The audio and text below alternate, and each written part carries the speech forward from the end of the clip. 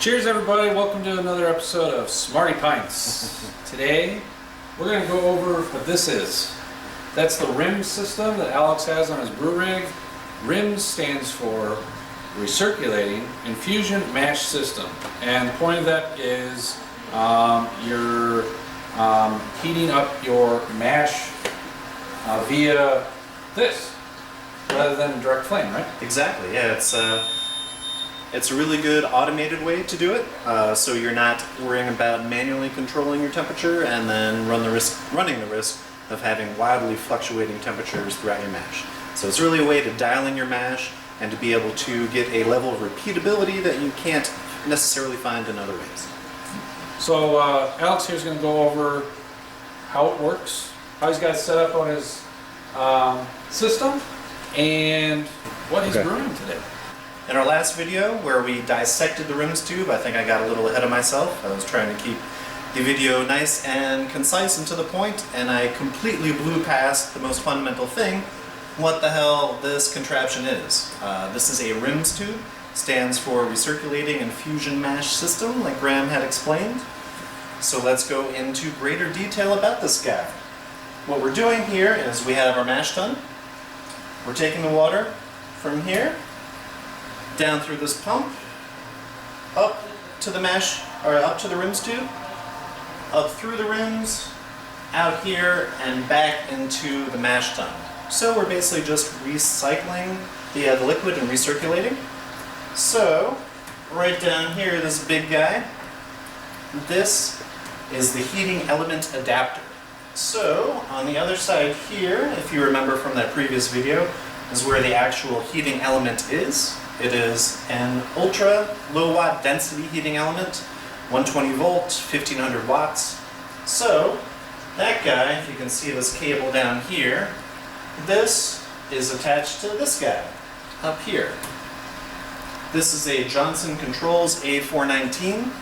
It is really designed to be a refrigerator thermostat, but luckily you can switch that from cooling to heating, which I've done. It's really simple.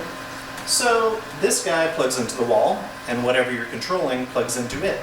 So I have that heating element plugged into this, and it's got a temperature probe right up here on the top, which is what will tell it when to turn on and off. So, as we're recirculating through here, it's taking readings from the temperature probe on top and telling the controller when to turn on and off the element.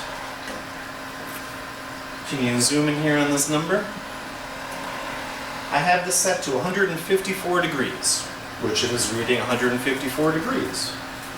This light down here is not illuminated. That means power is not being supplied to the heating element.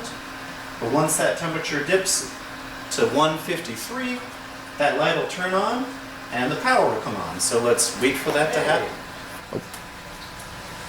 Alrighty everybody, so as you see, we dip down to 153. The light is on, power is being supplied to the element, so it is now heating. Let's watch this climb to 154. So now we are at our mash temperature. You see we didn't really dip below for too long. Now this is going to keep climbing. Unfortunately there's no decimal points on this, but as soon as that changes, that last decimal from a 4 to a 5, this light's going to cut off and power is going to be cut to the element, so it'll start cooling. So let's wait for that to happen. It is oh, there we go. As you can see, at 155, the light turned off. So, no power is being supplied to the element. There's no heating going on right now, just recirculating. That temperature is going to slowly fall back down. As soon as it hits 153 again, light clicks on, power supplied, and that's it. So we should have our mash held at our desired temperature, in this case 154, plus or minus a degree.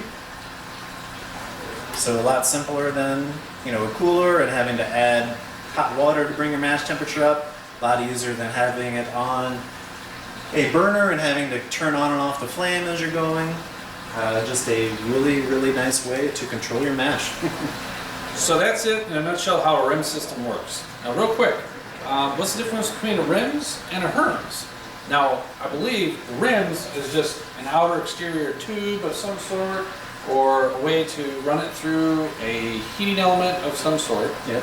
Whereas the HERMS, which is the system that I use, and people have seen my video, you use a heat exchanger, because HERMS stands for heat exchange recirculated mash system. So compared to this, I have my heat exchanger inside my hot electric tank, which is submerged in hot water, which then, you know, I don't have direct fire under my mash, so that's how I heat up mine. So that's the difference between the two. And since he uses this temperature controller here, I use a PID unit. Now, some people have asked on the network, how does that vary in temperature fluctuation compared to PID being on target, this being on target? What's the variance?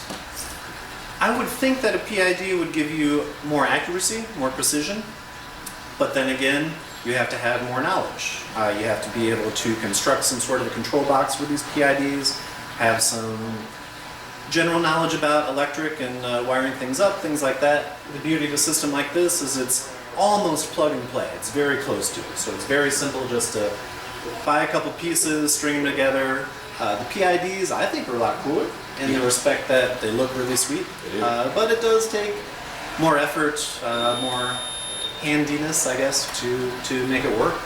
You gotta know what you're doing, otherwise you're gonna blow something up. Yeah. Well, in this case too, if you are worried about your ability to construct something like this, having any questions, please contact an electrician, somebody that knows what they're doing, has working knowledge with it, because you can't hurt yourself. There's a blockage in this and it keeps heating up and heating up. This could theoretically explode, which would not be good. So always make sure you have good flow going through and there's power supplied to the element. Yeah. So in a nutshell, temperature control unit here, Johnson controls. Simple. PID, complex. But cool? But cool. They're both cool. They're both cool, yeah, that's true. I like the flashy lights. So that's it for the RIMS video. If you have any other questions in regards to the RIMS system, or HERMS, or you want to just see us do some more cool stuff brewing-wise, let us know. Leave us a question on this video, go to the Homebrew Network on Facebook, leave us a question there, or go to www.thehomebrewNetwork.com and leave us a question on the Contact Us page. All right, cheers. Cheers.